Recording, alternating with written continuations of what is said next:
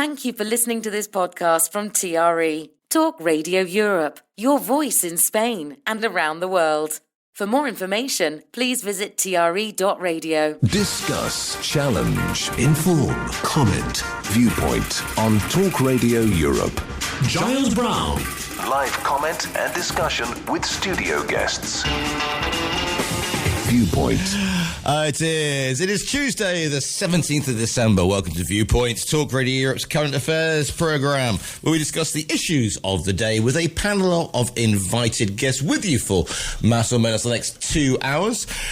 If you want to get yourself involved with the show, then these are the numbers. To contact TRE, please call 952 78 4000. Email studio@tre.radio. Send us a WhatsApp on +34 645 99 67 95. Message us on Facebook, Talk Radio Europe Official, or tweet us at TRE Talk Radio. And believe it or not, this is the last Viewpoint of the year, because next week stops. I heard that. Andres was just doing this. So, we've got a sort of end of term feel to this one. I'm joined in the studio. I'm very happy to be joined in the studio by a stalwart of the year, Andres Gallardo. Good morning to you, Andres. Good morning, Giles. And the man who knows everything but says very little indeed, laconic, waiting expectantly beneath the mistletoe, indeed, is Timothy Stafford. Tim, good morning to you, sir. Good morning, Giles. Indeed, good to have you with us. With you for the next 2 hours. How are you feeling, by the way? Andres, are you feeling festive? Very, very festive indeed. Why not? Why not? Why not, indeed? What could possibly go wrong? Yourself, Tim? No, Feliz Navidad. So, right then, let's have a look at the front pages of the papers to see what we've got going on. Starting off this morning with the naming of the alleged Chinese spy to Prince, with links to Prince Andrew, features on most of the front pages. Exposed, says the Sun. Revealed, says the Financial Times, while the headline in the Daily Mirror is unmasked. The Times says Yang Tenbo was at the heart of the Duke of York's charity in China. It says the businessman had been appointed a founder of the Chinese arm of the Duke's entrepreneurial scheme, Pitch at Palace.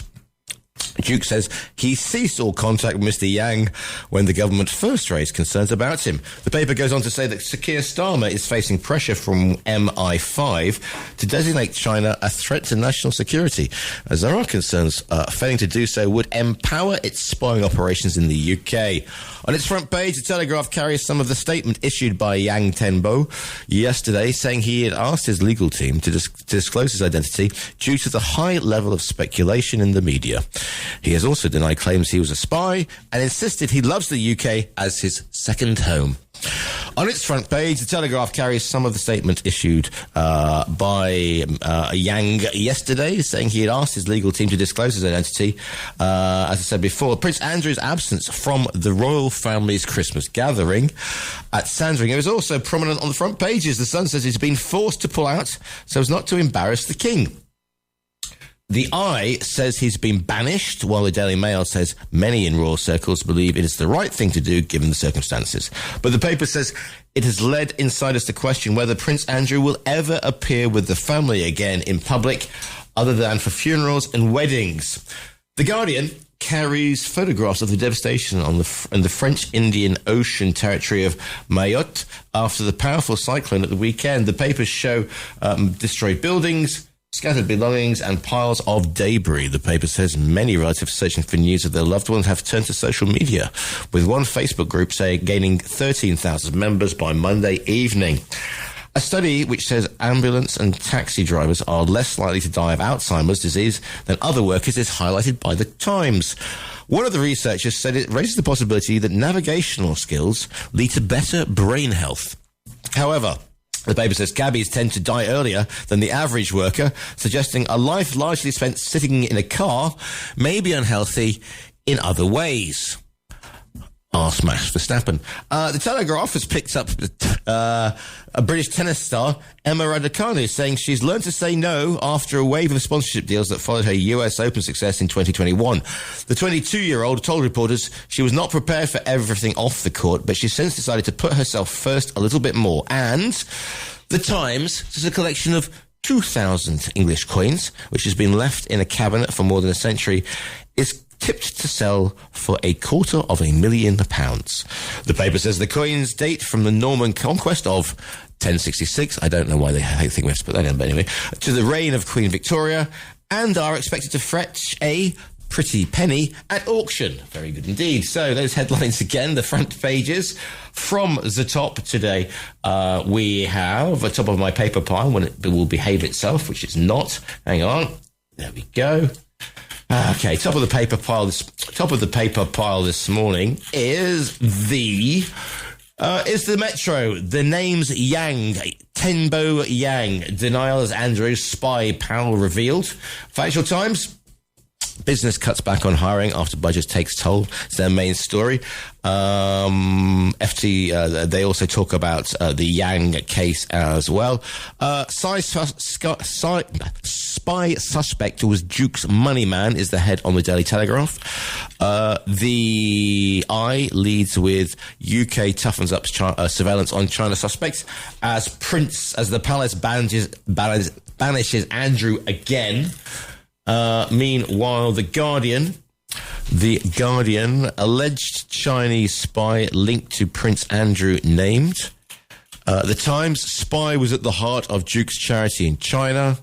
The Daily Mirror, how many more Prince Andrew's business pal named as Chinese agent in court, fears over a growing network of Beijing spooks at large in Britain. The Sun, Andrew is stuffed at Christmas. Very good indeed. And they photoshopped a turkey with the Duke of York's head in it. Daily Express, boost defence budget or axe 20,000 troops. That's the story that the Prime Minister has been told that unless he increases defence funding, he'll have to choose between getting rid of 20,000 troops or scrapping UK's aircraft carriers. And finally, the Daily Star. Daily Star says that Scrooge alive and well in Fulham. That's the Daily Star referring to a businessman who has reportedly warned his guests he will use a credit card reader to charge his Christmas dinner guests a minimum of £75 each. After getting fed up, they do not pay their way. So, those for better, worse, or expensive Christmas lunches are your headlines on this Tuesday, the 17th of December. To contact TRE, please call 952 78 4000. Email studio@tre.radio. Send us a WhatsApp on +34 645 99 67 95. Message us on Facebook, Talk Radio Europe Official, or tweet us at TRE Talk Radio.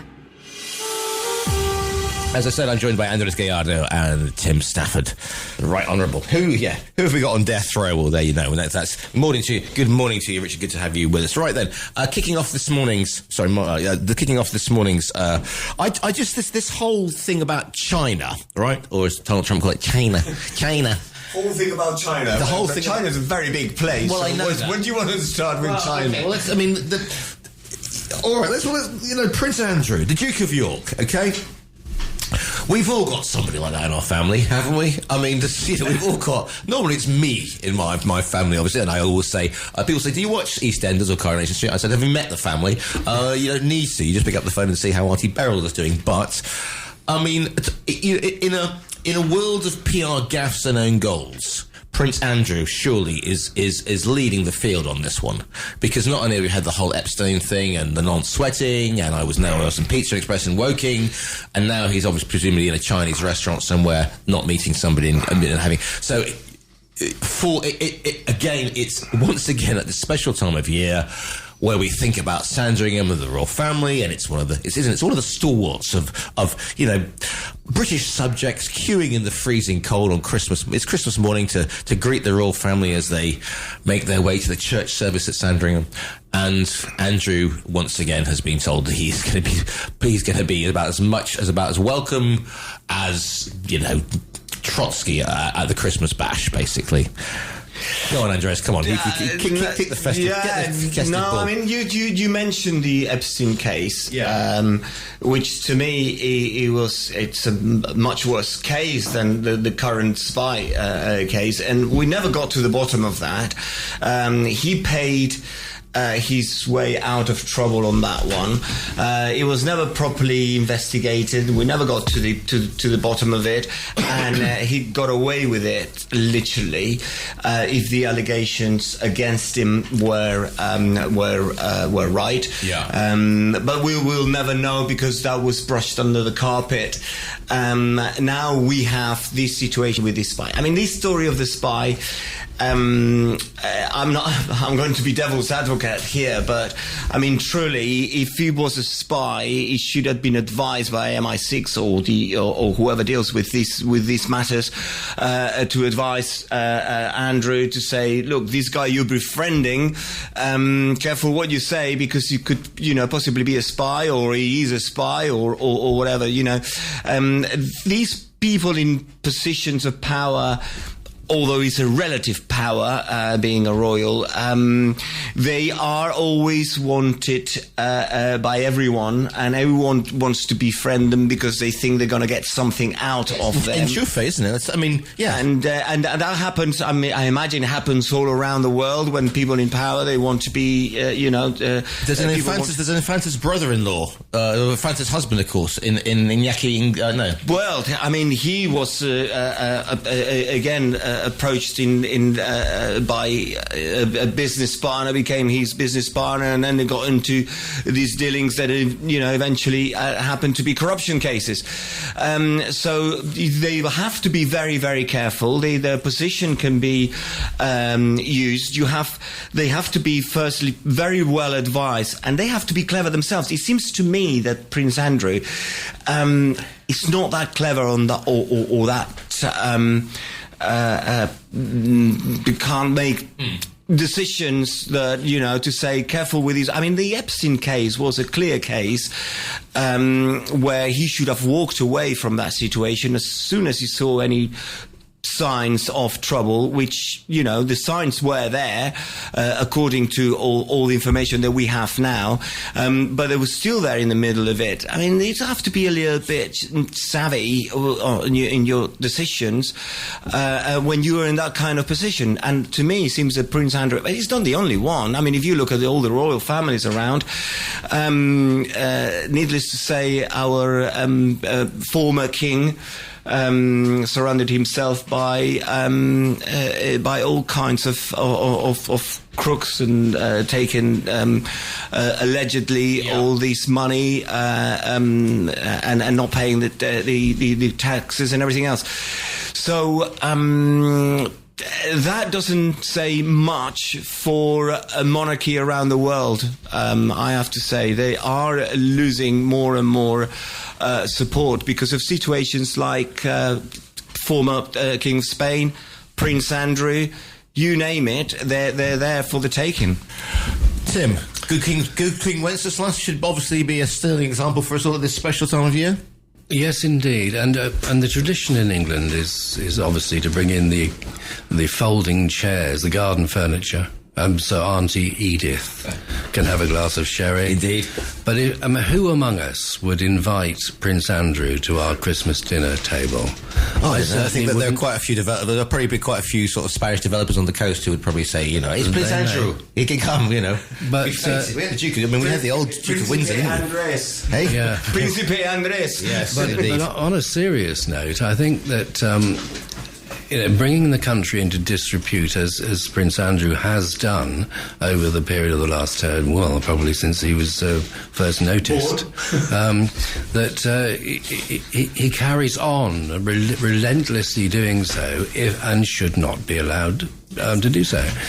You could give him the sort of shot across the bows by saying anybody who you intend to meet, whether it be extremists of one description or another, or people from the Middle East who have all this tremendous amounts of money, you should take advice from MI6.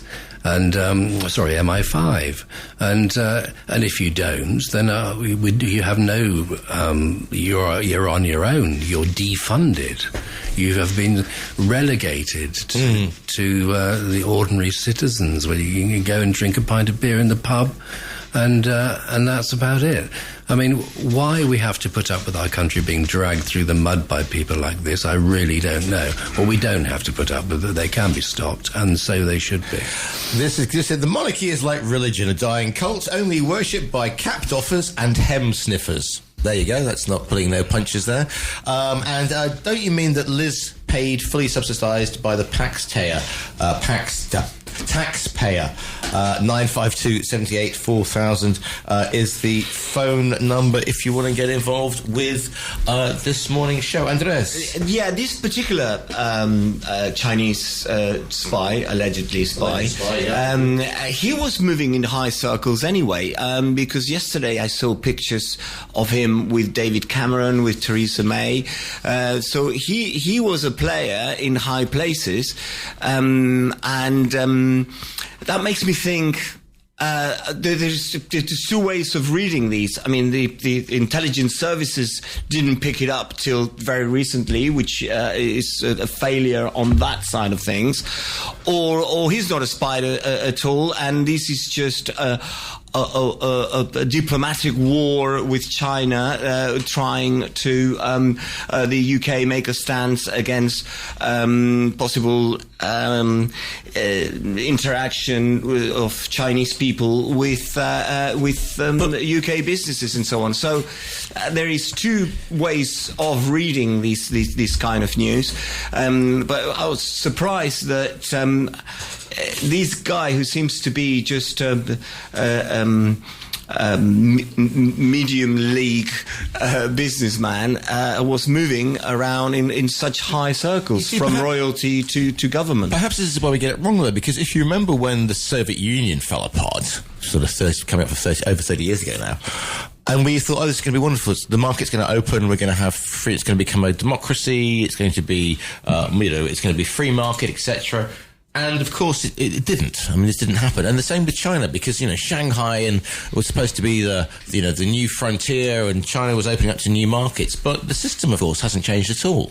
And so, therefore, if you want to get ahead in China, we sort of you put on blinkers that you know are there, because we're doing business with them and they're making reforms, and it's going to be okay in the end. But at the end of the day, obviously, you just have to scratch the surface and see that the old Maoist sort of philosophy, and the fact that these are people who want to know what's going on and want to have influence around the world. You only have to look at what we're doing in Africa and South America, etc., and the Caribbean. And this is this is a folly. If people are thinking we can get away, we could just say that that China is a functioning democracy, or hasn't got nefarious means. Tim, you're nodding sagely. Yes, recently I was reading that. Somebody who was American who was attempting to write a biography of Putin, and in the course of doing so, interviewed a Ukrainian, as it happens, or former Ukrainian, to gather information. And when this became known to Putin's regime, this Ukrainian was subtracted and not seen again. And this is now. And the Chinese are just as capable of in their fully Marxist ideology, playing very, very dirty games indeed, and being devious to the extent of undermining our commonality in Western society with, should we say, cunning? We might as well. Yes. Inscrutability? Means of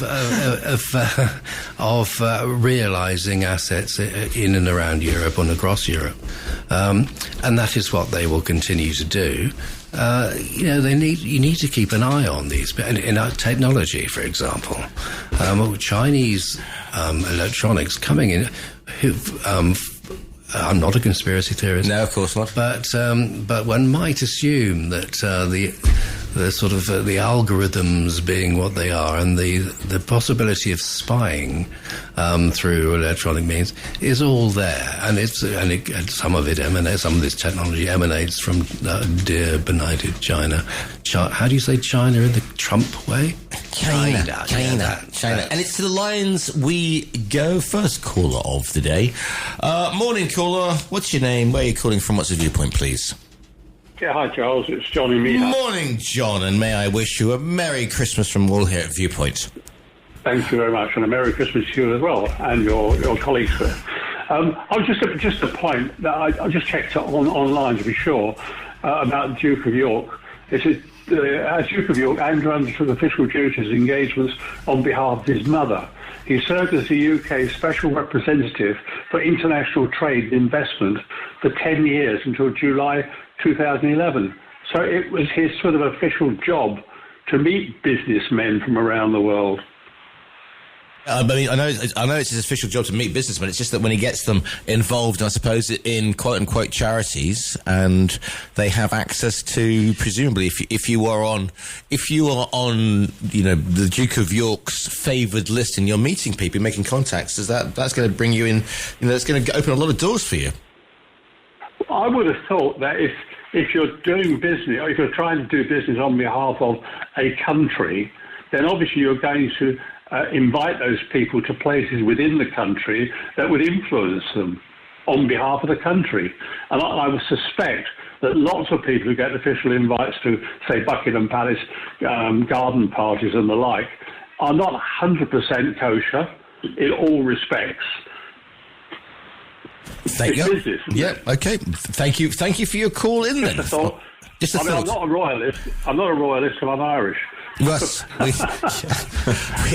yes, indeed. Thank you very much, and thank you for reminding us about the Irish card. Thank you very much for that. 952 78 4000 is the phone number. Can we take a quick break and then back with more Viewpoint? Viewpoint with Giles Brown. Always live, always lively, and in this particular case, a little bit festive because it's the last one of 2024. We'll be looking back as well at some of the stories of 2024 as my panel of guests look into their crystal balls and look at what's happening, what to look forward to, if anything, in 2025. If you wish to share with us what you've learnt this year, good, bad, indifferent, immoral, illegal, or fattening, then these are the numbers. To contact TRE, please call 952 78 4000. Email studio@tre.radio. Send us a WhatsApp on +34 645 99 67 95. Message us on Facebook, Talk Radio Europe Official, or tweet us at TRE Talk Radio. Good morning to Mark. Good to have you with us, bro. He says, I agree with John and Mihas. Merry Christmas, bro. And to you too. Also, this is to suggest it's okay for Air Miles Andy to invite any old Tom, Dick or Harry because he's doing it on official capacity is laughable. Otherwise, it's like Arjun Rood waving his passport and shouting diplomatic immunity, which, if you know your movies, Lethal Weapon 2, which gave us diplomatic, the great Joss Ackland playing a nasty South African and going papers, documentation, diplomatic immunity. And there's another, Patsy Kensit was in it too, otherwise known as Patsy Kensit. Have you done Lethal Weapon 2? It's the one where you've got it's apartheid South Africa, and Mel Gibson's having a pop because he took a change from having a pop at the British or the English over Braveheart, and it's the one where they've got the South African immigration bureau, and the guys think they're very bored, and Joe Pesci's in this one, and he walks and he says, "I got somebody wants to move to South Africa," and the guy gets very excited. Then he brings in Danny Glover, who obviously is an African American, and it's like he can't come here because he's blick, quote unquote, in that accent. Is this your way of bringing the Christmas spirit to the program? This is from and I forgot the names have been wiped out, I'm afraid. But yes, brilliant, Giles. You got the reference. There's another one as well, but I can't use it because it uses the K word, and I get in all sorts of problems. But yes, I get that reference. Right then, where were we? After my little sort of segue into 80s action movies. Where were we? All right, listen, Spain. Let's go to, because we had that whole thing with Andy and the whole thing. So let's move on, because you want to give us a little bit of the. No, I was just very surprised. Recently, we had the flooding in the Valencia area, which was absolutely terrible. For days, it was the main item in the news, not only in Spain but around the world. But with these things, what happens is that once the flood finishes and the media moves on to the rest of the news around the world and locally or whatever, these people get forgotten. And let's not forget that there you got thousands of people. They lost their homes, they lost everything, businesses, cars, everything. So yeah, they got a lot of media attention. But then now obviously it's fizzled out. And where is Valencia? Someone would ask today. However, the government. Both governments, the regional government and central government, announced a package of help, financial help to everyone who was affected by all the flooding. At the end of it, there were 28,500 claims from people who have lost everything or almost everything or something. So 28,500 claims. Yesterday's figure was only 800 people of the 28,500 have received any of the health package from central government or regional government. Here, I'm not going to be biased on who's who, but only 800 people of the 28,500 have received anything. So apparently the bureaucracy to be able to claim is so difficult that people are really struggling, something that really someone should be looking at that and thinking, come on, guys. Also, the other figure that was quite interesting is that Amancio Ortega, who's the main shareholder of Inditex, for all of you to understand, Zara, Zara man, the richest man in Spain, he donated, I don't know the figures, hundreds of millions. I couldn't give you the exact figure. But in this particular town with only 10,000 people, 100% of the help offered by Amancio Ortega has hit the accounts of those who needed it. 100% of the payments have already hit the account. So this is a private individual who's sort of willing to help and actually helping, where the administration, where our money, our taxes are incapable of getting the money through to the people who really, really need it. And just, I don't want to even imagine what they must be going through, people who've lost everything. I'm going to drop the F-bomb now. Funcionarios. That's why. Right. Yes. While that was happening in Valencia, we were given, over the internet, obviously, video evidence of the heroic deeds of the people of Valencia, who were saving each other from the great perils of those floods. I mean, really heroic, things that are well beyond one might reasonably expect from fellow citizens. And I dare say the emergency services did and played, as they certainly did, played their part too with helicopters and so on. There were 200, and I don't know what the final figure was, 211 people who lost their lives. But the decimation... 224. 24. I beg your pardon. The decimation was extreme. And after all, if a government had some demand on you and wanted to subtract money from you for taxation, whatever, they would expect it instantly, and they would receive it instantly. Otherwise, they'd take you to court. If the government has made a promise that it's going to alleviate the suffering of those people of Valencia by using government funds, and then fails to do so, it's another rule for them, isn't it? A dismal performance, and well done to, I've forgotten his name, I'm sorry. Amancio Ortega. Amancio Ortega, and top generosity. And it's very typical of Spain that wonderful people who do wonderful things, and great ineptitude and bureaucracy, which slows everything down and makes everything more difficult than it needs to be. Very typical, not singular to Spain, but great people, questionable government and bureaucracy. And it's live to the lines we go. 952 78 4000. Good morning. Calling you live on Viewpoint. What's your name? Where are you calling from? What's your viewpoint? And Merry Christmas to you. Giles, you know we don't do Christmas. Okay. Well, happy. Well, have a wonderful Winterval then. How's that? Thank you. Yeah, what is Saturnalian? That'll be good. Indeed. I just want to say that Woes for everyone. Go on. Ortega it's his own money, and he can do what he wants with it. When it's public money, there will be an audit trail, and then there will be a big thing afterwards about why did we give it to that person because they weren't entitled and whatever. So there is this kind of bean counting, let's not get it wrong, that paralyzes everything. Because you can bet your life, if they give it to someone who's falsely claiming, and it's bound to happen, then they will be vilified for it later.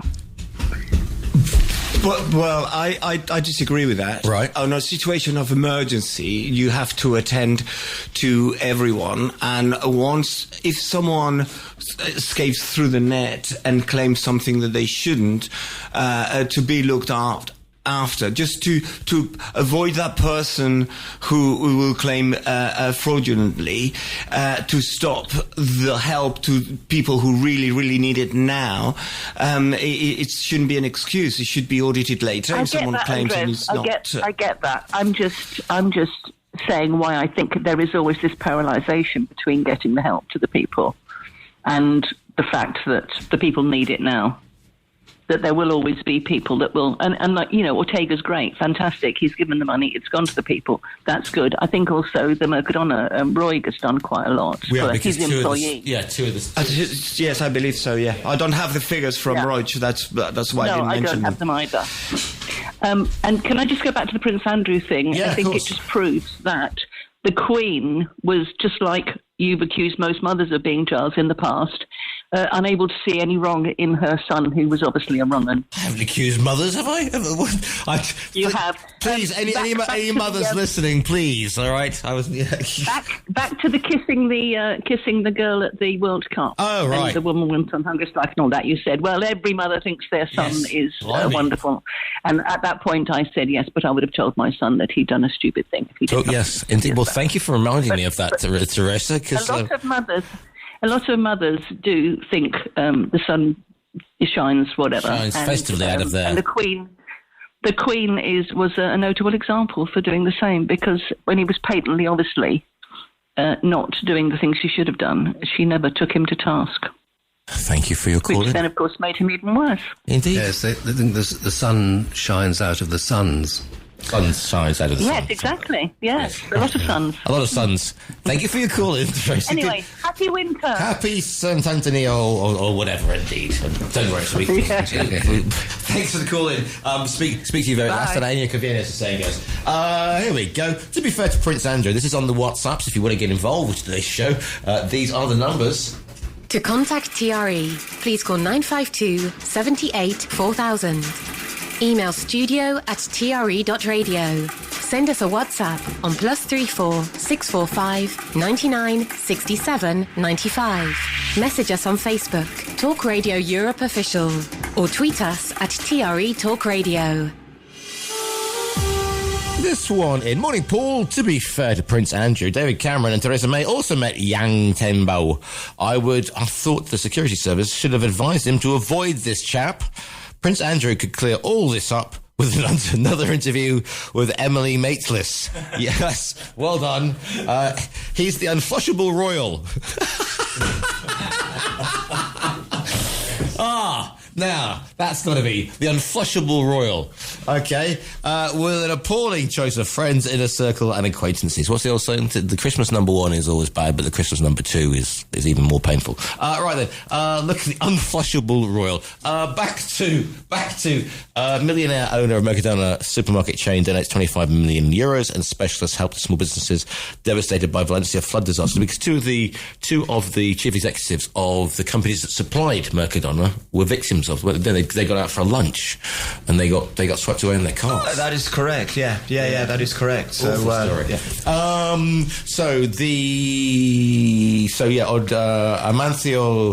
Amancio Ortega gave 4 million euros, and on the 4th of November, he gave an additional $100 million.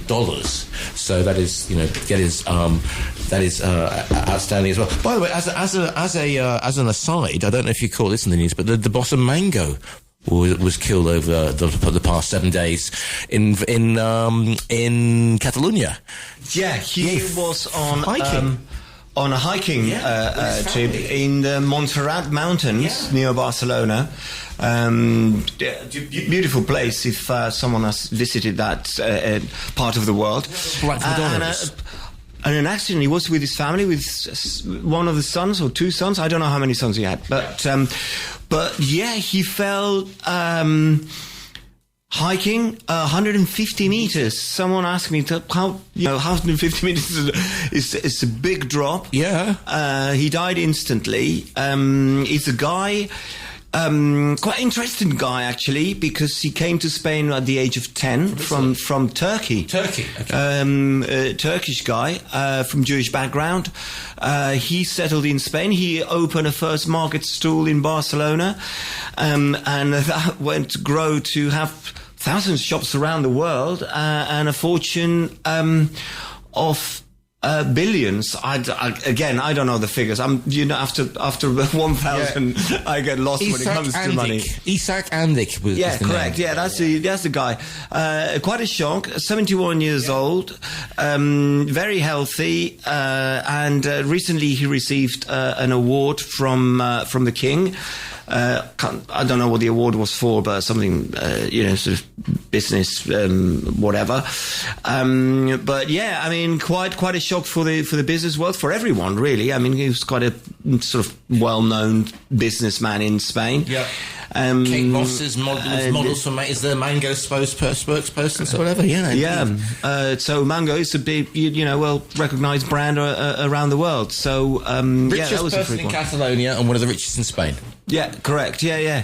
So 14 billion. That is to tell you that you should celebrate every day as it comes. Or failing that, don't go hiking in large mountains, Tim, I think would be your thing. And we'll come to that in a minute, actually. No, I like sea level, actually. I'm not... Well, yeah, of course. You can forget your missives that used to be from the KGB swimming pool complex. Remember that one? Yes, I do. About 10 years ago, which unfortunately yes, I was commonly in the sauna, and these sort of fairly obvious Russian sort of former KGB officers would be sitting in there with me, hairily, with the big eyebrows. Sitting there hairily? Yes, and they'd swim in very cold water in the winter. Yes. And they drink vodka and stuff. Yeah. Yes, they do that. I'm going to hit a break because we're going into the last 15 minutes of the particular segment of Viewpoint. Viewpoint with Giles Brown. Yes, I'm just doing my heart thing by running downstairs looking for an email that I was trying to find, but I can't find it. So there you go. 952 78 4000 is the phone number.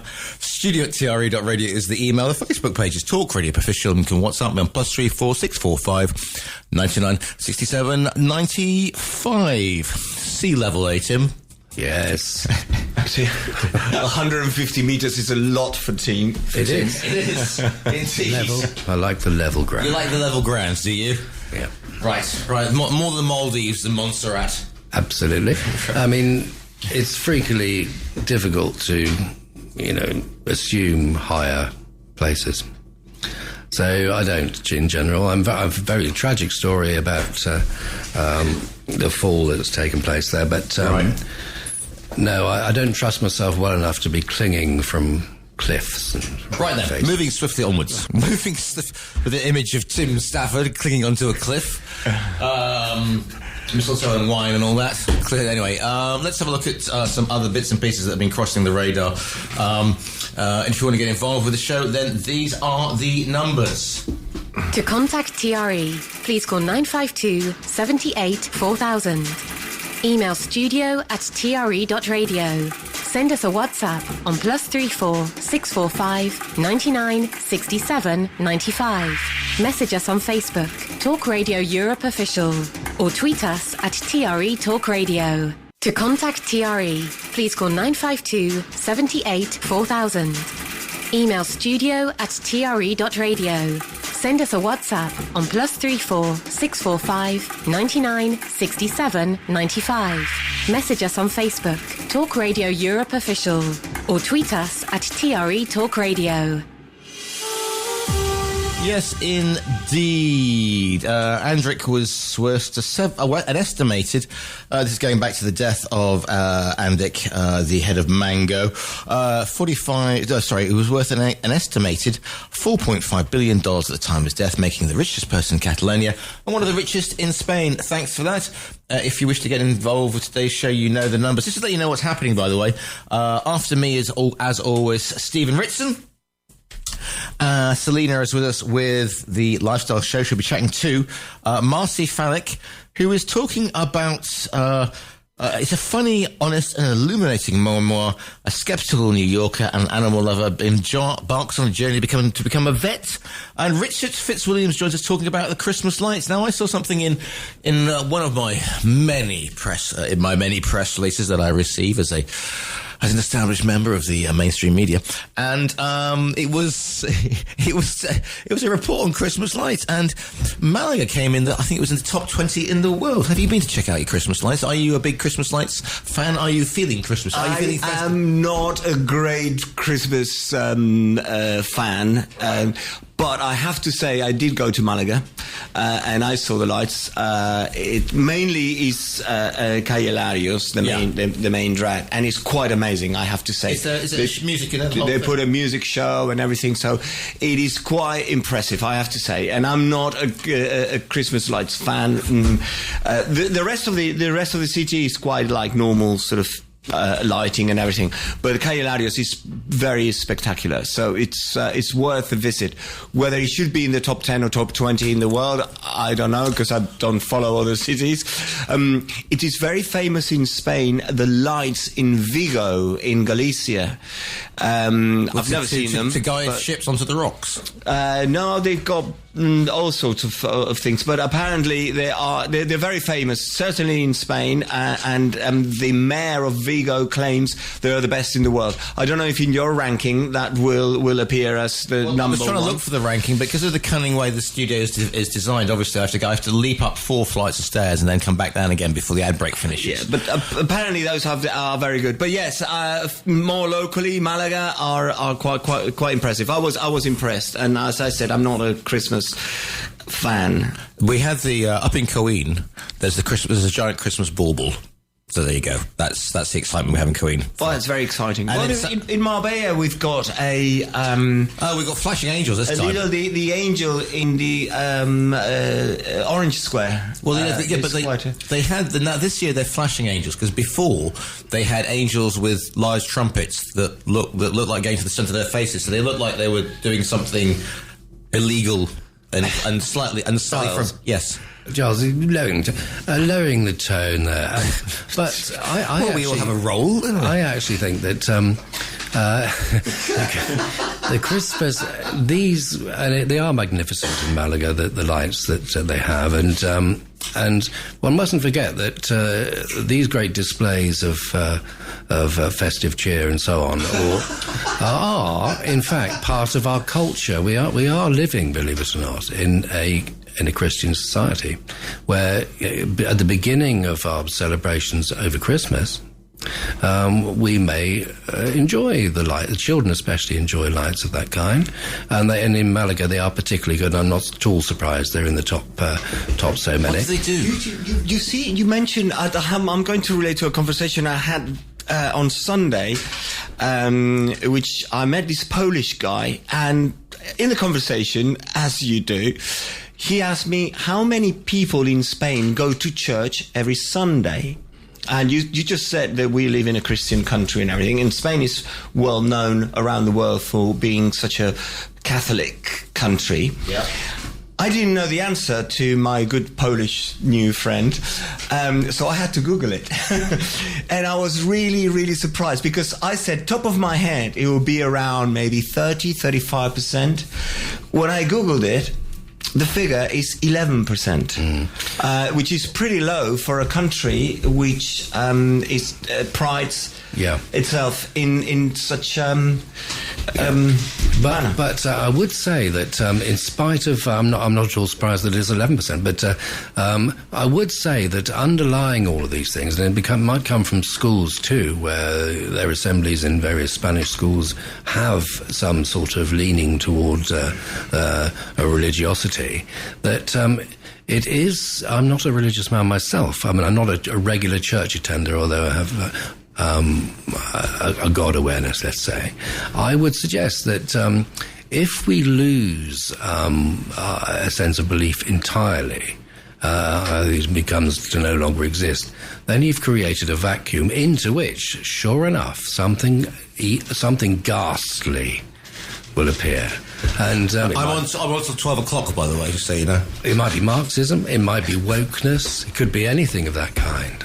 And the irreligious, the non-religious, will who have no concept of where they come from, will fill that space with something really rather unpleasant. Does it have to be unpleasant? Yes, it will be. For certain it will be unpleasant. Oh dear.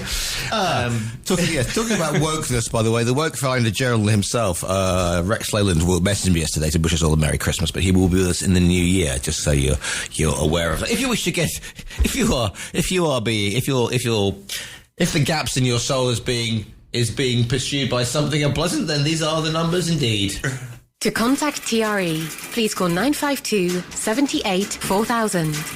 Email studio@tre.radio. Send us a WhatsApp on +34 645 99 67 95.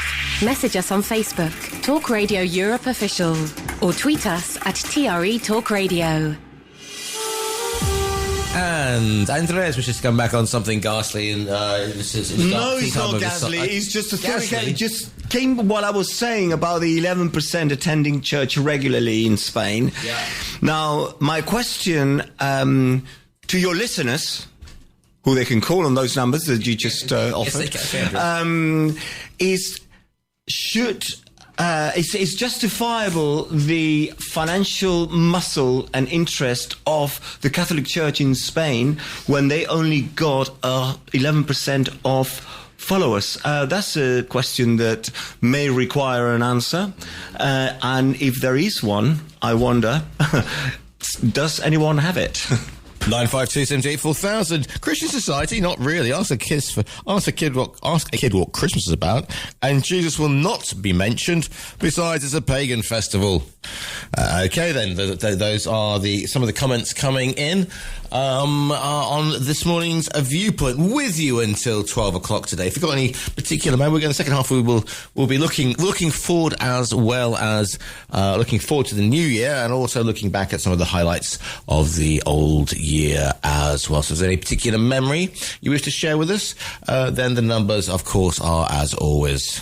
To contact TRE, please call 952 78 4000. Email studio@tre.radio. Send us a WhatsApp on +34 645 99 67 95. Message us on Facebook, Talk Radio Europe Official, or tweet us at TRE Talk Radio. Yes, indeed. 952 78 4000 is the phone number. Looking at some of the other, looking at some of the other headlines which are coming in at the moment. By the way, I was talking about just quickly. This I know it's a sport thing, but the Football Federation electing a new president. Yeah. And this is Rafael Luzan, and After all, and we'll keep this very brief because we only got about 2 minutes, but good grief. I mean, they had enough problem with incredible. Incredible. They had Rubiales first. Yeah, Rubiales. Who we all know what happened to him with his infamous kiss to the football player. Yeah. Then he was replaced by someone charged with corruption, and now they've gone finally to elect a new president of the FA, and they have chosen by a big majority a guy who's got a sentence for corruption against him pending appeal. So if the appeal files in favour of the sentence, he will have to resign, because one of the things he cannot do is have any public post. Yes. So, hello, Spanish people out there, hello. Yeah. What's going on? We're going from corruption case to corruption case, and after the break, I would like to give you an insight to the central government corruption cases that have been going on now for months, and they're quite interesting. Tim, you wanted to get your little... Well, one thing that can be relied upon, and that is that the football administration will be riddled with corruption, backhanders and God knows what, and that the IOC will cock it up. That is what happens, and that is the way we are. Yes. And it's a natural progression that they should elect. It's not only the Spanish FA. UEFA has had the corruption scandals. FIFA, all of them have been. It's an industry that moves so. Industry, industry. You want to call it the big money making thing, and of course the temptation is there.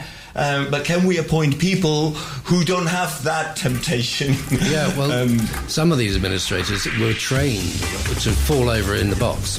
Indeed. So, on that note, on that bombshell, the bongers are starting. We'll be back with the second half of Viewpoint after the national and international news.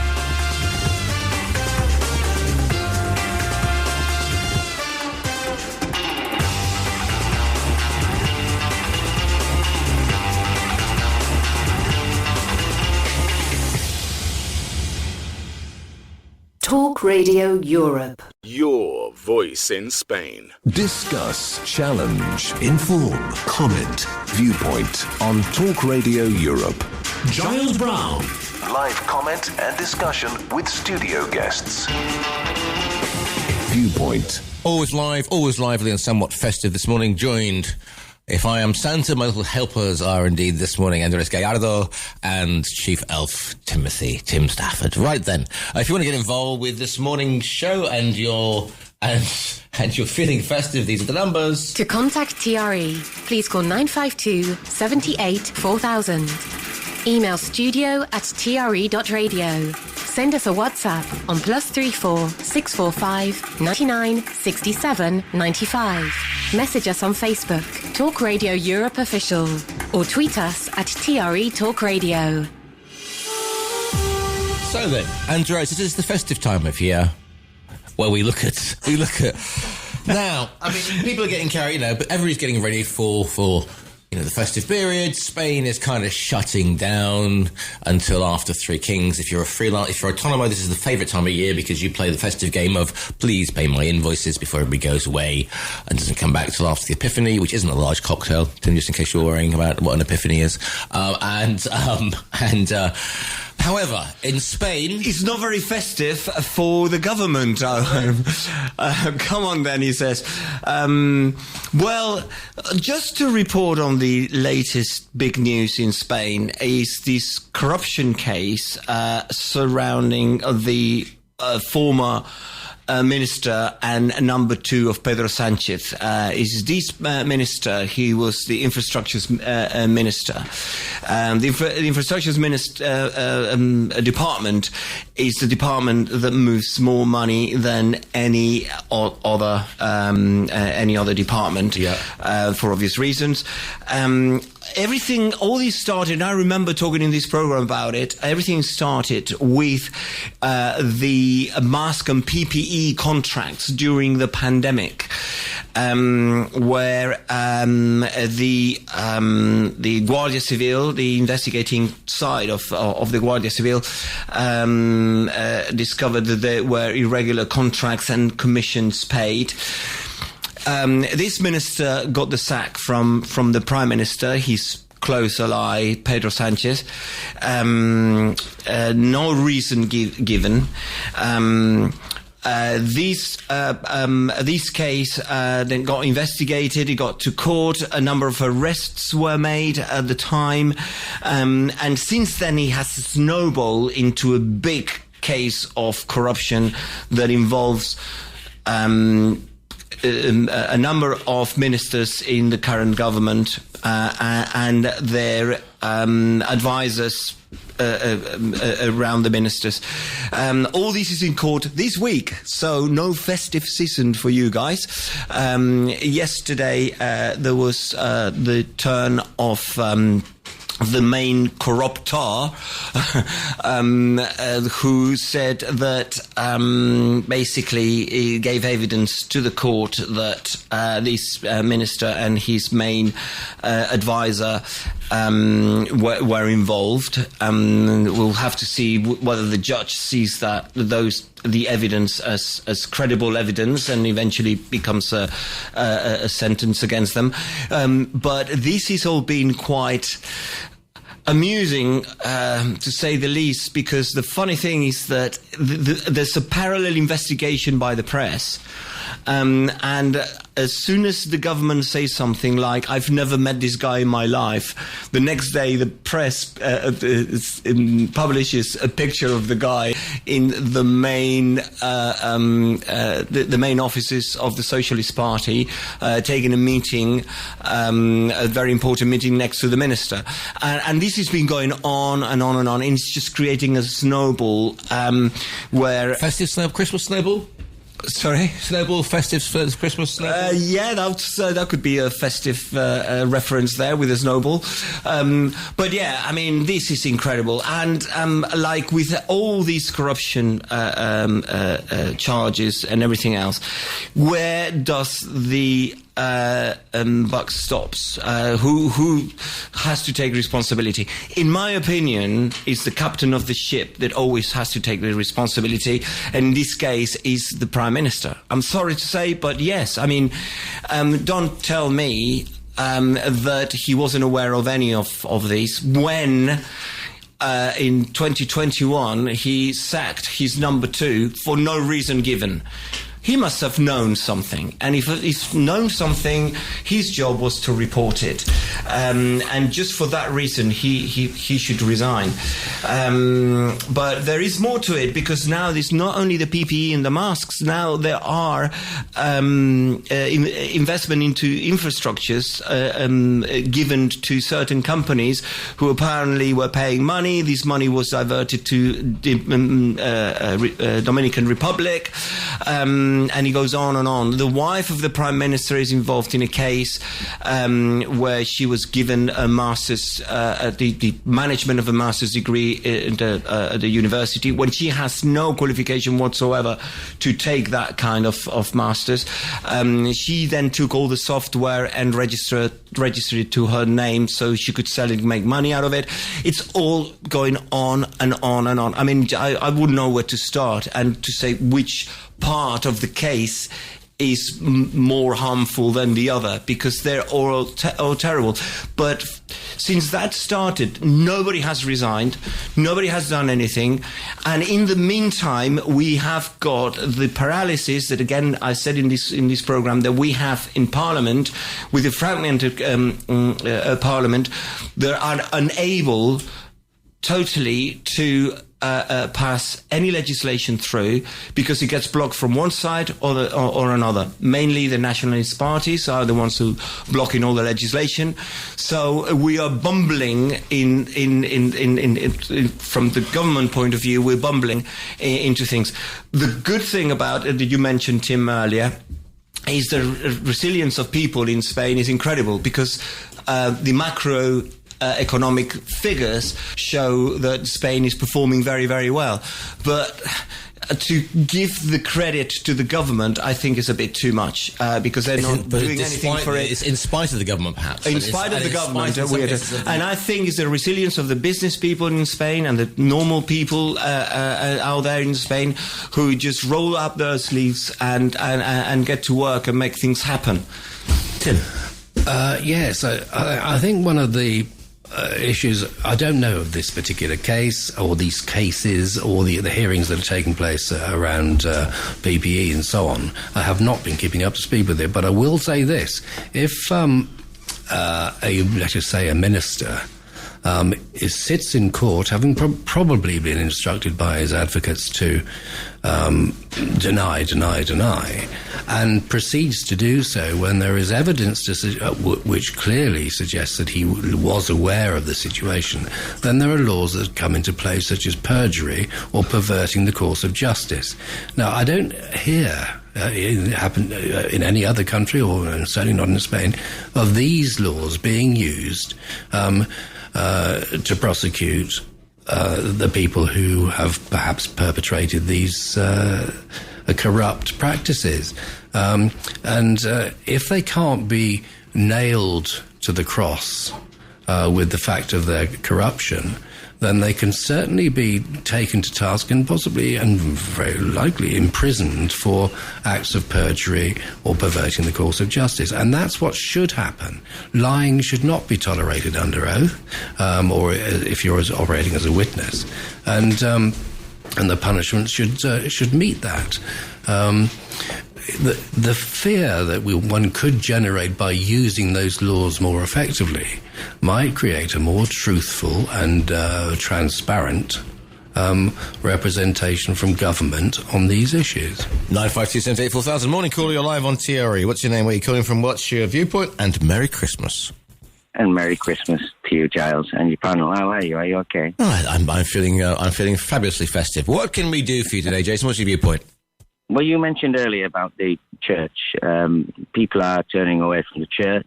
This is partly because the church has shot itself in its own foot with all the unsavoury characters of paedophilia in it. But it's more than this. People have swapped these old gods for new gods. That could be consumerism, materialism, technology, mobile phones, all these kind of things. And really what's happening, people have lost a sense of purpose and authenticity. What do I mean by authenticity? I mean a connection to nature. If I believe in God, I don't believe you find God in a church. I think he's too big to be in a church. I think God is in all nature and living things. And I'm not talking about sitting by the beach or sipping a martini by the pool. I'm about getting out into the countryside and reconnecting to something that we've lost a connection to. And what's happened is, as a humanity, as a society, as a civilization, a species, I feel that we've come too far, too quickly, can't control it. Everybody wants to fight each other. We swapped religion for a twisted morality, wokeism. It's nonsense. By the other, and yet on the other side of things, we tolerate all this violence in the world. So it's a twisted morality we live in. And the problem is that we've just forgotten who we are, where we came from, and we're struggling with it. And the authenticity is gone. We're living a very unnatural life at a faster and faster pace. The AI and the technology is moving quicker than we can adapt, because we were actually part of nature once, Giles, because we're human. But people have lost that connection, and this is why they feel lonely, and this is why they feel that they're missing something. So the best thing to do is do the opposite to what the paradigms say, is to reconnect, go out walking, go out and just enjoy the simplicity and beauty of something natural, not all the current affairs and all the nonsense in the world which is driving the world down, because we're entering a time of chaos, and it's not going to be good what's coming. And what's going to happen is, I believe our civilization will be at least cut in half or more, Right. because it's not sustainable. And this is so. The problem is we've got ourselves in a mess, and I can't really see a way out of it. I think things have to fall apart before they can rebuild again, because the planet is suffering. Everything is we're so greedy and so selfish that we've stopped caring about nature. It's all lip service. Cop out 27. Nothing got solved. It's just anything's more important. COVID, wars, than the environment or the climate, and we've lost our way, Giles. That's what I'm saying. The problem is we feel loneliness, but we feel loneliness for authenticity, not consumerism and these false demigods that we've adopted. Do you understand? That's what I believe. Anyway, Jason. Okay. I was going to say that thank you for your call in. And listen, we've got a new year coming. Maybe it'll be a little bit better. Okay. Well, we can live in hope, can't we? We can live in hope. All right, Jason. Jason, listen, have a I will speak to you next year, my friend, okay? Yeah, have a good one. Yeah, you too, okay. 952 78 4000 if you wish to share your Christmas message with us. Reconnecting with nature, and I just had a thought about AI. Say, presumably in Yorkshire, is it AOP? Anyway, AOP. We haven't got AOP. We've got AOP. 952 78 4000 is the phone number if you should get Christmas message across. If you're looking forward in hope rather than experience. We're going to take a short break and then we're going to be back with more Viewpoint. Viewpoint with Giles Brown. Or alternatively, cancel the kitchen scraps for lepers and orphans. No more merciful beheadings. And call off Christmas. The great Alan Rickman. Morning, Gary. Jason's depressed me. I've just cancelled Christmas and I'm not going to paint the wall. Also, I was behind a frail old woman in Mercadona earlier. Other supermarkets are available. And she had £55 worth of shopping, but her card got declined at the till. Being near Christmas and the season of goodwill and all that, I helped to put it all back. 952 78 4000. Very good. 952 78 4000 is the phone number. studio@tre.radio is the email. The Facebook page is Talk Radio Europe Official. Mark, I recall being in Croatia years ago. Anna is Croatian. Every Sunday, the amount of youths and not necessarily old folk would attend church, dressed trendily and come out happy as it was voluntary, I guess, and then went about their daily business for a coffee or a few beers. To the lines we go. Morning, caller. You're live on TRE. What's your name? Where are you calling from? What's your viewpoint, please? And a Merry Christmas. Morning, Giles. It's Swansea Jack. Blimey, hello. There's a blast in the phone. I just wanted to wish to you and all the listeners a very Merry Christmas in the language of heaven, Yaitha Nevois. And there you see. Right? Yes. So I'm going to do this in Yaitha Nevois, language of heaven. So, Nadolig Llawen, Isid, Fobendydd, and a dymuniadau gorau, am 2025 So, blwyddyn newydd da. So, Merry Christmas and Happy New Year to you and all the listeners for Happy New Year for 2025. That is absolutely wonderful. Thank you. Just give us Merry Christmas one more time, if you wouldn't mind, Swansea. I'll do it 100 times, Giles. It doesn't matter. Nadolig Llawen. Nadolig Llawen. There you go. Llawen. Yeah, I tell you, Giles, you said it better than me. Well, you know, as you know, I am half Welsh, so therefore... I know that. I know. That's why... I know. Yeah. It's, so I just wanted to... anyway, I'm enjoying the programme, as usual, and all the... the Little Englanders are still with us, so... And will you be having a quitch with anybody over the festive period? Would I be having a what? A quitch, a little hug. Oh, kutch. Oh, you mean yes. a kutch? Yeah. Oh, having a kutch, yeah. Hopefully with a big blonde. Right then. May I wish you... Oh, a little blonde even. Andres wants to say something. No, this is the festive spirit that I was expecting from this programme today. It's it. There you go. Right. There you go, Swansea. Good to hear from you. Always good to hear a happy voice. Right, take care, Giles. And yourself. Yeah. There you go. If you wish to Right. If you wish to get involved with today's show and send me a Christmas greeting in the language of your choice, steady, in the language of your choice, then these are the numbers. He said. To contact TRE, please call 952 78 4000. Email studio@tre.radio. Send us a WhatsApp on +34 645 99 67 95. Message us on Facebook, Talk Radio Europe Official, or tweet us at TRE Talk Radio. Andreas, go on, you were saying?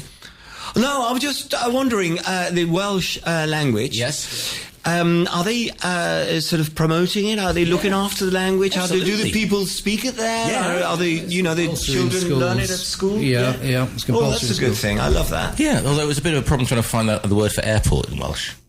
Because it is an ancient Celtic language. Very complex language. Yes. A Celtic language, but it's got its own stuff going on. Yeah, absolutely. Yeah, absolutely indeed. In fact, a very good an ex-girlfriend of mine is a fluent Welsh speaker, which used to be very, very entertaining when people used to say, you're in England, speak British. And she said, actually, I'm speaking one of the oldest languages in the world. Yeah. It is entirely British, it's Welsh. So there you go. Yeah. No, it's good to hear that they children learn at school. It's not a language that's going to be lost, and it's somewhat like Catalan, I say, which they're helping promote. Well, that's a bit too much. But anyway, that's another story. But it is a language of its own, Catalan. It is indeed, yeah. So it's not just we've had these conversations offline. Indeed. And because a lot of people, when I say I speak Catalan, they think that it's a dialect of Spanish. Yeah. But it's not. Now, you say that in Catalonia, and you could be hanged in Moving swiftly onwards, another festive phone call. Good morning. What's your name? Where are you calling from? What's your viewpoint, please? Good morning. I married a Welsh woman. You sound that sound yes. You sound that with all the joyousness. Well, let me. Morning, morning, Pompey. How are you? Morning all. Merry Christmas, festive greetings. But let me just explain. Your timing is immaculate. Because last night we had a little feel under the Christmas tree. Easy, presents. She had a little feel, and I let her open her present, and there's a pair of odour eaters. And she said, my feet don't smell that bad. I said, no, it's for putting under your tongue. It's a breath smell. Oh, thank you so much. And also, I've got to get this out of the way, Giles. She's not well at the moment because we're putting up the Christmas decorations, and she accidentally swallowed one, and now she's got tonsillitis. Very good. Hey. Everyone a festive coconut, as the saying goes. And as the saying goes, and there he was gone. It's the last one. Good morning. Oh, hello. Here we go again. Suddenly everybody's woken up. It's not Twixmas, yes, but here we go. Morning, caller. You're live on TRE. What's your name? Where are you calling from? What's your festive viewpoint, please? And Merry Christmas. Morning, Giles. It's Cookie. Morning, Cookie. Cookie. Oh, Cookie. Hi, Andrea. Merry Christmas. Cookie. Merry Christmas. I just wanted to wish all the panel there today on Viewpoint a very Merry Christmas, and I hope you guys have a fantastic New Year, and just wishing you blessings and good fortune and abundance for 2025. Abundance? Well, it's been a while since there's abundance around here, but that's going to be marvellous indeed. Cookie, as always, great to hear from you, and let's hope for a Lando Norris Championship in the new year, eh? Absolutely, or maybe Lewis at Ferrari. Let's see what happens. Sir Lewis Hamilton, indeed. Sir Lewis Hamilton. Exactly. Okay. Cookie, all right, guys. Love to hear from you. Thanks for all the calls and the comments during the year, as always. 952 78 4000. Timothy. Well, that was nice. Thank you, Cookie, for your festive cheer. Nice to hear a lovely lady's voice on the radio.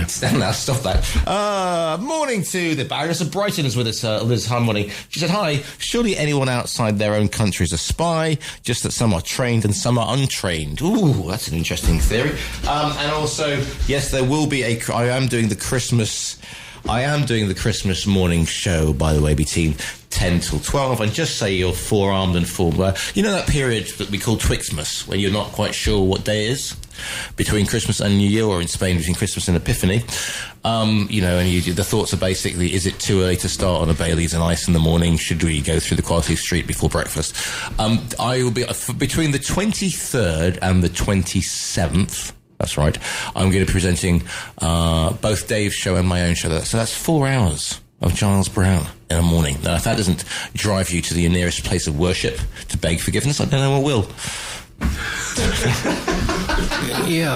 I think that it is well to remember that in and around Christmas, there are those who are not having quite such a cheerful time, and without being sort of too lowering about it, pick up the phone and phone up that person, perhaps elderly, who needs a little bit of a voice, and say Happy Christmas.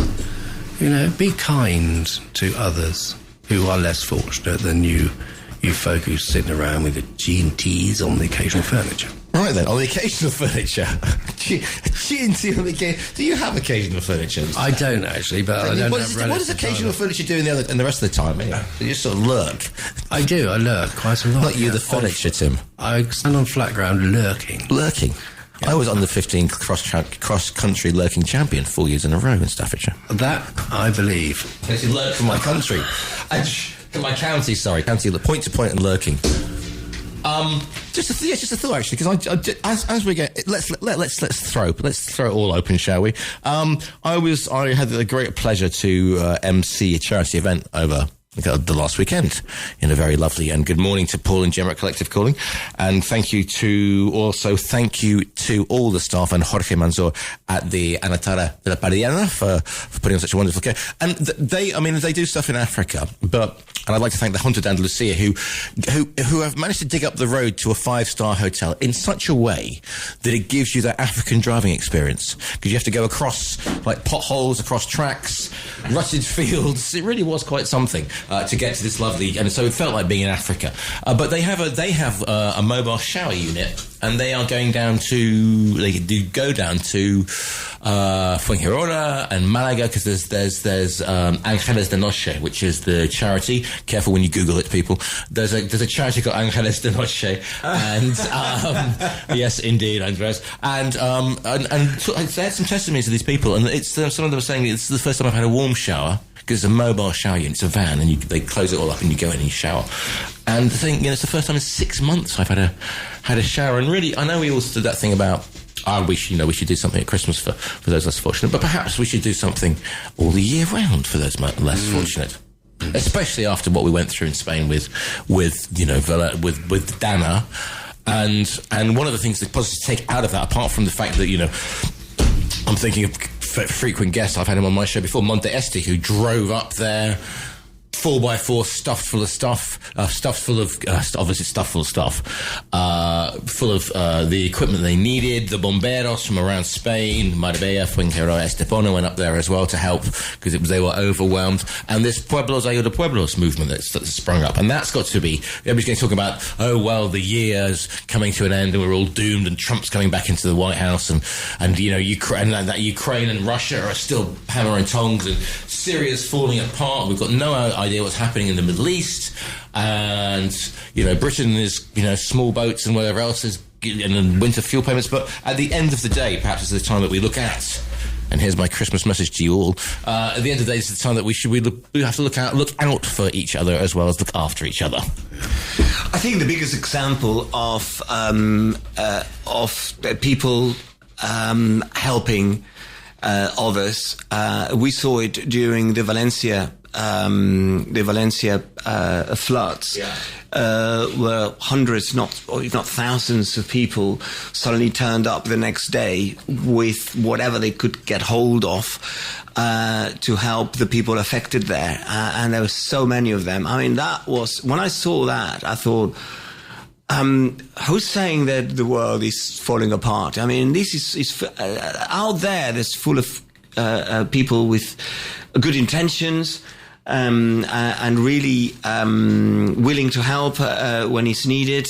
And it was quite an amazing human story. The fact that unrelated people were giving up their weekends and their free time to go and help those affected. I was touched by that, and I thought, well, the human race have got very many positive things. I know that we all focus on, what we're focusing on, and we've got governments out there, including the Spanish one, who they are absolutely useless, and they take backhanders, and they are in corruption cases and everything else. But I would say the great vast majority of people are nice people and well-intentioned people, and that's what we should remember, especially in these. Why only for Christmas? We should remember that all the time. Never mind Christmas. I'm not a great fan of Christmas, I have to say, but yeah, that is a touching thing that it'll stay with me, certainly. Yes, there's that piece of film of a gentleman in the heights of the flooding in Valencia who was kicking down a door. Yes, that one. With two children on his hips, in order to get them to a higher place, which is inside the building and higher up. Following which, the people of the countryside came in with their tractors, tremendous numbers of tractors to move all of the debris and the carnage that was littering the streets of Valencia. And they came in every day, and they kept on going until they'd removed all of but a lot of heroic deeds. And yes, it does restore your faith in humanity. It's rather the simple things. It's like if one goes into a shop feeling in perhaps a low mood and life is not going quite as well as one might have hoped, and somebody smiles at you.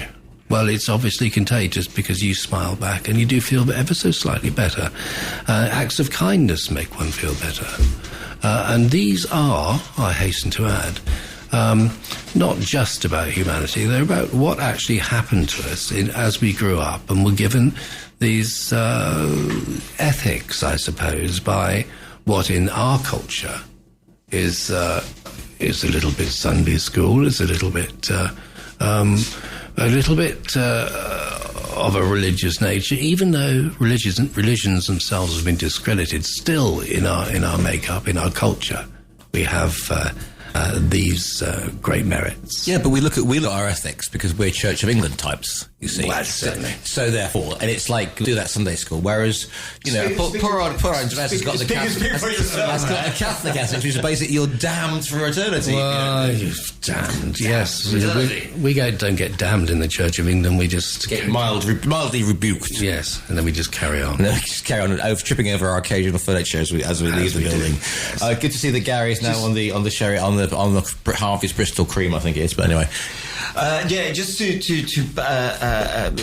show how frustrating it is to see all these volunteers going and do this incredible work with whatever they could get hold of, and then find that the administration are incapable of distributing the help with those appalling figures that I shared with the listeners earlier of the 28,000 claims and only 800 receiving any money. And you get frustrated. You say, look, people who got nothing to do with it are prepared to give up their weekends and take whatever they can to go and help people, and say, people knocking on doors. Well, there were even doors saying to this woman, I saw that on TV, and this guy appearing said, do you need any help? She said, yeah. I said, come in. And the guy went in and said, do you know who he is? He said, no, I don't know who he is. It's just a guy turned up. Yeah. He's coming to help. And then the administration that should be there providing a service that we all pay for are incapable of doing things right, swiftly and efficiently. And that frustrates the hell out of me. I guess I'll be joined by other people being frustrated the same way, especially those who haven't received any money or any help to today's date, 40 or 45 days after the event. So that's my piece set there. Tim, what do you think of that? Excellent. I think you're quite right. Right then, look, Alan says, season's greetings to you, Giles, and all your guests over the year. Best wishes to all. Thank you, Alan. Cookie's back. Gosh, hello, Cookie again. It costs nothing to be fine. It costs nothing to be kind. Look at the Sikh community and what they do for others. And thanks very much. Thanks very much for everybody else sending in Christmas greetings. If you want to get involved with the show, then these are the numbers. To contact TRE, please call 952 78 4000. Email studio@tre.radio. Send us a WhatsApp on +34 645 99 67 95. Message us on Facebook, Talk Radio Europe Official, or tweet us at TRE Talk Radio. Right then, looking at some of the news headlines that we had a little bit earlier, I was thinking about taxi drivers who are less likely to suffer from Alzheimer's because presumably they use it. Well, they've got this. It's swings and roundabouts. It's yin and the yang. You may be engaging your brain a little more by a cab driver, but unfortunately, you're sitting down most of the day, so therefore you are unlikely to. You might be more mentally agile, but you might pass away a little earlier because of your sedentary lifestyle. Fred Housego. Do you remember him? Yes. Now, go on then. Illuminate, Andres. Well, wasn't he? Was he the first? I don't know whether he was the first to win Who Wants to Be a Millionaire, was it? Mastermind. Yeah, 1980. That's right. Fred Housego. When you won a pen or something. However, I would say that taxi drivers have a very short memory when it comes to using their indicators. No, but the knowledge. Remember, if you've been around London, you will see guys on mopeds. It used to be the blue and white ones with the fairing. But honestly, neural pathways. I'm not a physician. Great bands. They were heavy rock stuff. They supported Inspiral carpets. Neural pathways are little firings of the synapses and the connections of nerves and so on, and the neural pathways of our memories and thoughts. If we don't exercise them, if we sit in a sort of torpor, a sort of mindlessly watching some idiotic television program is not going to stimulate those pathways. So I do actually believe something. There are different forms of dementia, which is sometimes to do with a vascular form, which might be to do with blood supply, which might lead to brain tissue failing or being destroyed. But as a general rule, I suppose, if you're going to be the adversary of Alzheimer's, absolutely, why not do the crossword and keep oneself mentally active? And to the lines we go. Morning, caller, you're live on TRE. What's your name? Where are you calling from? What's your viewpoint and Merry Christmas? Hi, it's Johnny Mehas. Hi, John. Just on that point of cab drivers not suffering from Alzheimer's or less likely to suffer from it, that's probably out of date because, like, the English cabbie had to learn the knowledge, which meant they had to learn their way across London in order to pass the exams. And it took about 2 years riding a bicycle to find it all. Nowadays, they probably use sat-navs, so therefore they don't need to exercise their minds, like thinking about what the problems are. Well, I think the cab drivers, black cab drivers in London, I think are still using the knowledge rather than sat-navs, because I think that's part of their training, isn't it? Yeah, maybe. Yeah. It's just I notice here, like with Uber and whatever, and as you might say, other people are available. They're on the sat-nav and they frequently get it wrong. They're on the sat-nav when they're driving and will pull a U. Let's not even go there with those particular drivers. You know, in the old days, you used to be able to spot a car, and Andres, remember this, if it had CO or MA, if it had CO or CU on the front, you'd have special care because you knew they'd pull off some interesting manoeuvres. Now, if it's got a blue plate, then you wait for a bit. Yeah, right. Yeah, right. Thank you for your call. Thank you for the call in there. They may have the knowledge, but they certainly don't use it. But we are forgetting things because here's the point. We are forgetting things because we are relying. I mean, there was a time when you could remember 5 or 6 phone numbers. Totally. You remember phone numbers? Yeah. Now I don't know. I don't know your phone number, Giles. Your phone number is Giles. Yeah, but I know my own phone number. Yeah, but I mean, but just it used to be 680217. One thing that I'm all in favour of technology and how it helps and makes life easier. Yeah. But having a conversation with a very young person, they said, "What did you do? Good luck with that. What did you do before you could Google things, And he said we had a thing called encyclopedia. Yeah. And what happened? It was you would any reference that you need to, you go to encyclopedia, which was the Google of the time, and then you would have to search for it, and then you would tend to remember it. Well, now. I was doing it last night. I was reading a book where there was a historic reference, and I thought, what year was that? I can't remember. I went to Google and looked at it. This morning I woke up, I can't remember the dates. But if you because I know that I've got it on tap. Before, you had to memorize things because you didn't have it on tap. You have to get up, go to the encyclopedia, look for it, and so on. So there is an element of technology is not...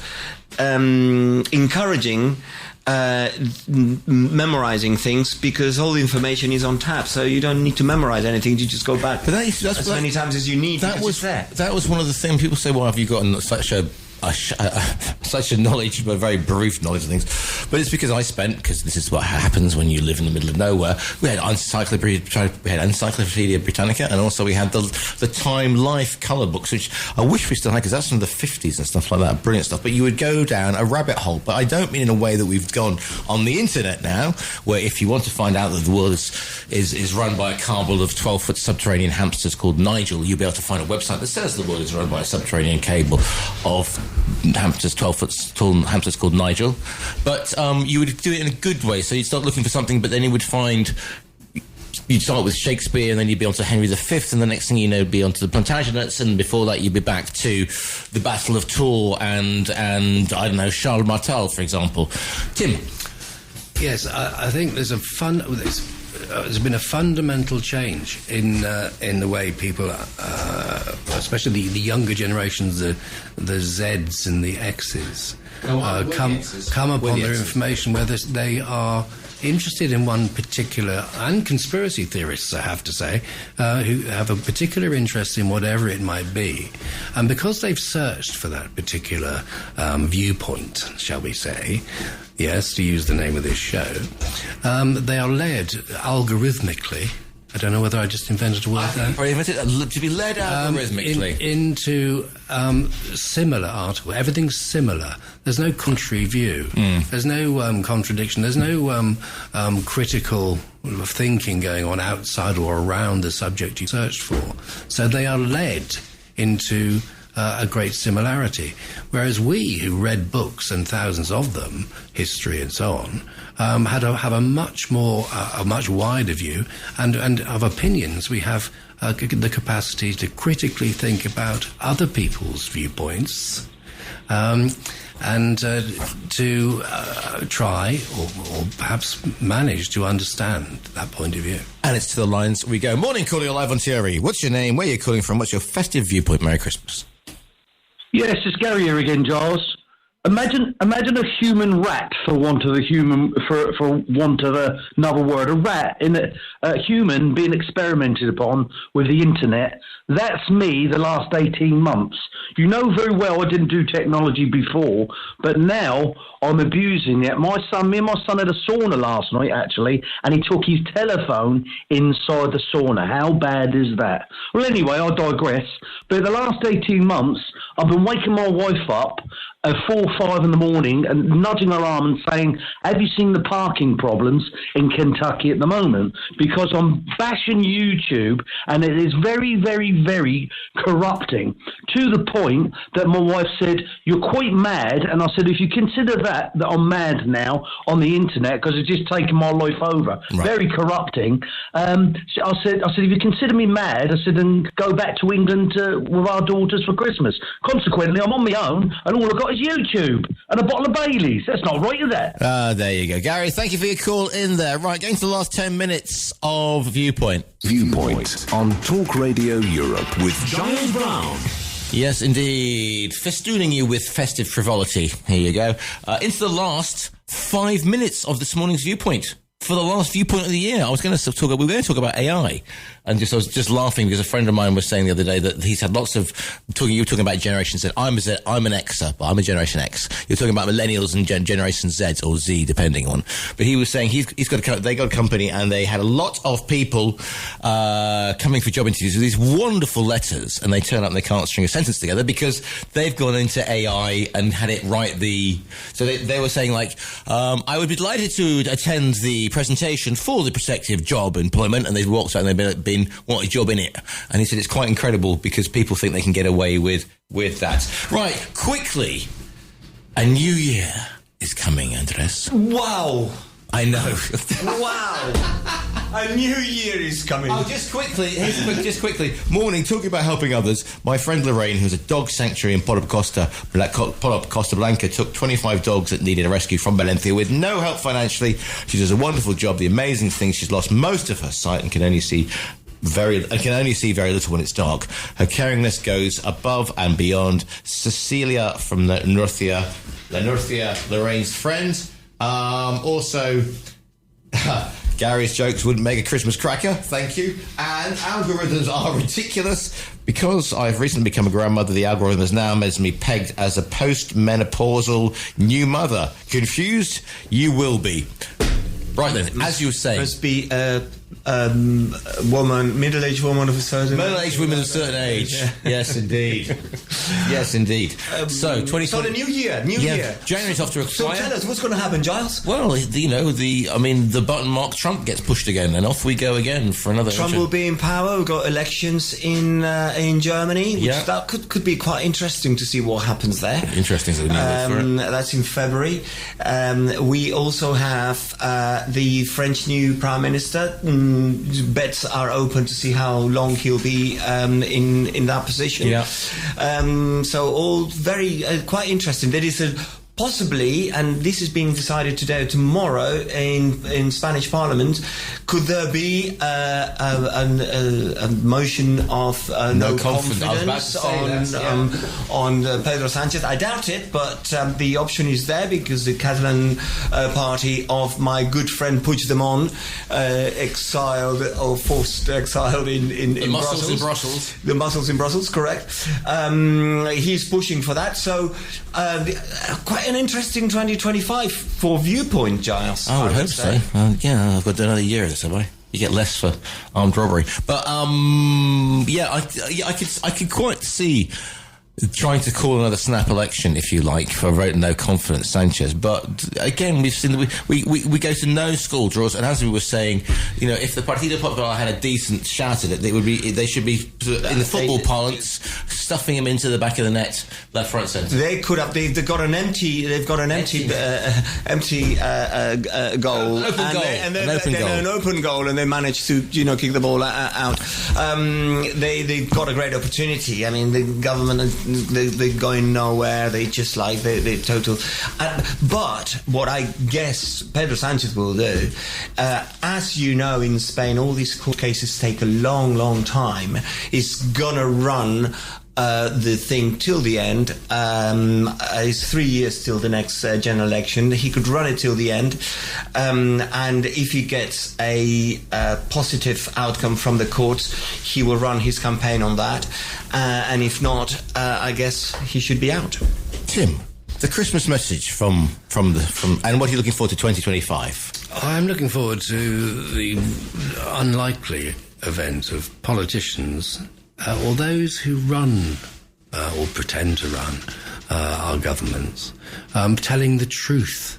The actuality, the truth.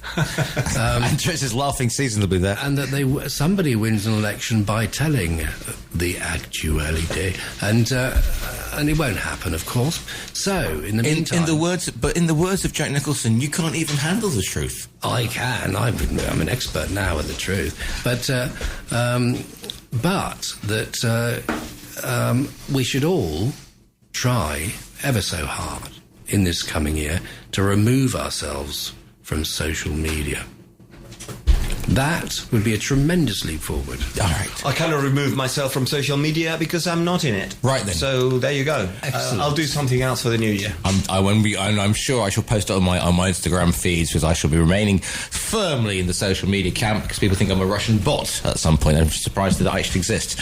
Right then, we are almost out of time. Can I just say, it has been another year of Viewpoint has gone past, and we have a year to look forward to. But I'd like to thank all the people who've appeared on the panel over this year, and thank you, because I couldn't make it without them. So thank you to everybody who's appeared on the panel, and also to all of you for listening and sending in your phones, your phone calls in, and your WhatsApps and your messages. They are greatly appreciated.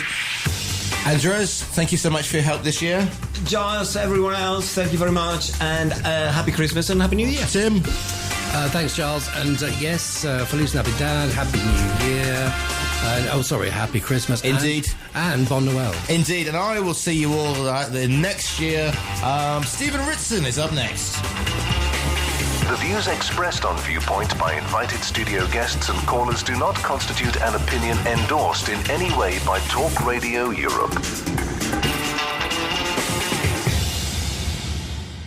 You've been listening to a TRE production. If you've enjoyed this programme, there'll be another episode waiting for you next week, right here on this platform, where you can also access our extensive back catalogue of shows and interviews. For more information on our live programming, social media channels and apps, and how to contact Talk Radio Europe, please visit tre.radio.